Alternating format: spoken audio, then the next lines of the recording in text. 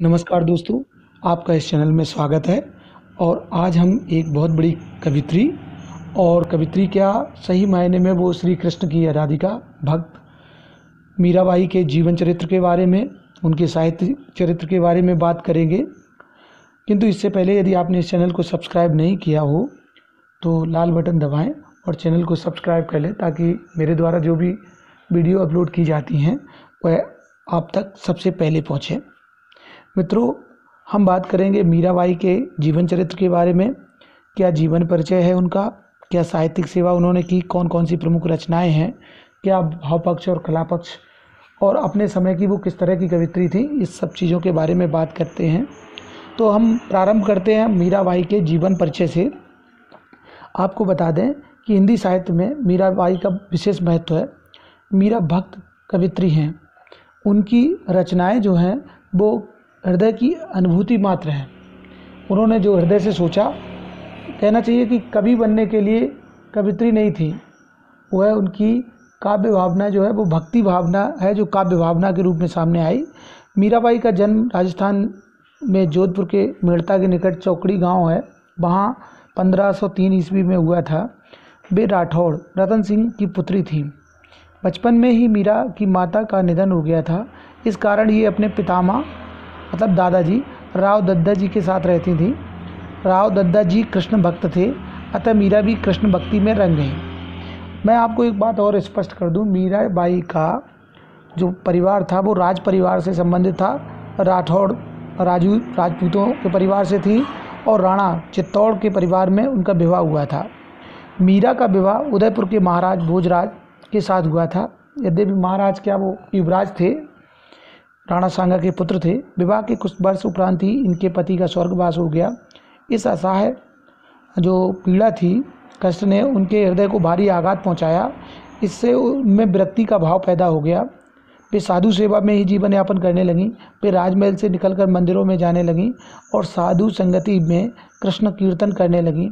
इनकी अनन्य भक्ति और संत समागम से राणा परिवार रुष्ट हो गया। क्यों नहीं होगा, क्योंकि वो बहुत बड़ा उस समय चित्तौड़ का परिवार था, तो इसीलिए रुष्ट हो गया। इससे चित्तौड़ के तत्कालीन राणा ने उन्हें भांति भांति की यातनाएं देना शुरू कर दी। कहते हैं कि एक बार मीरा को विष भी दिया गया, किंतु उन पर उसका असर नहीं हुआ। राणा की यातनाओं से ऊबकर ये कृष्ण की भूमि मथुरा वृंदावन चली गई और वहीं शेष जीवन इन्होंने व्यतीत किया। और जब अंतिम समय आया तो 1546 ईस्वी में वो द्वारिका चली गई और वहीं वह स्वर्ग सिधार गईं। मीराबाई की रचनाएं जो हैं उनके बारे में बात करें हम, तो रचनाएं हैं नरसिंह जी का मायरो, गीत गोविंद की टीका, राग गोविंद, राग सोरठा के पद, मीराबाई का मल्हार, गरबा गीत, राग बिहाग और कई फुटकर रचनाएं भी हैं। मीराबाई जी द्वारा लिखित काव्य उनके हृदय की मर्म स्पर्शी वेदना है और भक्ति की तल्लीनता है।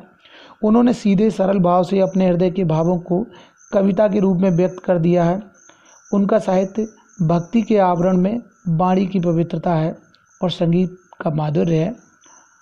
मन की शांति के लिए और भक्ति मार्ग को पुष्ट करने के लिए मीरा की साहित्य सेवा सर्वोच्च है। दूसरी बात ये, उन्हें दद्दाजी से, अपने दादाजी से मिली थी भक्ति की भावना, और चूँकि पति का असमायत जो देहावसन था, उन्हें कृष्ण की भक्ति की तरफ मोड़ दिया। ईश्वर ने ही उन्हें ये प्रेरित किया और वो कृष्ण की आराधिका बन गई। मीरा जी का जो काव्य है उसका भाव पक्ष क्या है? मीराबाई द्वारा रचित काव्य साहित्य में उनके हृदय की मर्म स्पर्शनीय वेदना है, पीड़ा है, प्रेम की आकुलता है, भक्ति की तल्लीनता है। उन्होंने अपने मन की अनुभूति को सीधे ही सरल सहज भाव में अपने पदों में अभिव्यक्ति दी है। मीरा के पदों के वाचन और गायन के संकेत मिलते हैं कि मीरा की भक्ति भावना अंतःकरण से स्फूर्त है। उन्होंने मुक्त भाव से सभी भक्ति संप्रदायों से प्रभाव ग्रहण किया है। फिर मैं यहाँ पर ये स्पष्ट करूँगा कि वह कवि ना होकर भक्त ज़्यादा थी। उनकी रचनाओं में माधुर्य समन्वित दाम्पत्य भाव है। मीरा का विरह पक्ष साहित्य की दृष्टि से बहुत ही मार्मिक है। उनके आराध्य तो सगुण साकार श्री कृष्ण हैं। मीरा के बहुत से पदों में रहस्यवाद स्पष्ट दिखाई देता है। रहस्यवाद में प्रिय के प्रति उत्सुकता, मिलन और वियोग के चित्र होते हैं, वह मीरा के काव्य में मिलते हैं। इस तरह से मीरा का काव्य जो है बड़ा सशक्त है।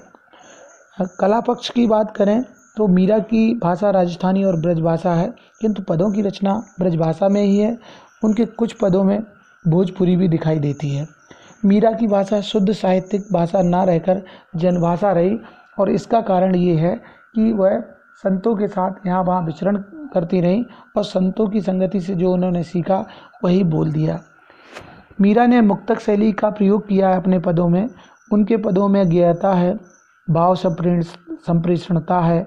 मीरा की गीत शैली की प्रधान विशेषता है भाव की संप्रेषण करना, और वो इसलिए कि वो राजस्थान में रही, राजस्थान में जन्म हुआ, उनका विवाह भी राजस्थान में हुआ, तो राजस्थानी बोली थी, लेकिन भाव उनका कृष्ण भक्ति का था। उनके काव्य में, उनकी रचनाओं में जो अलंकार ज़्यादा प्रयोग हुए हैं वह अलंकारों में उपमा है, रूपक है, उत्प्रेक्षा है, अनुप्रास आदि अलंकारों को सर्वत्र देखा जा सकता है। तो हम अगर बात करें तो मीरा के काव्य की भाषा ब्रजभाषा और राजस्थानी है, और शैली जो है वो मुक्तक शैली ही कहेंगे उसे, जिसमें गेय पद सम्मिलित हैं।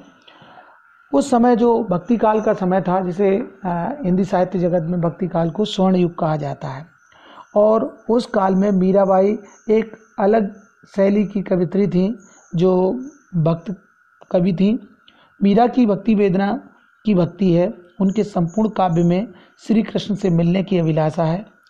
वह श्री कृष्ण से मिलना चाहती हैं। उन्होंने अपने हृदय की वेदना को बहुत ही मार्मिक ढंग से प्रस्तुत किया है।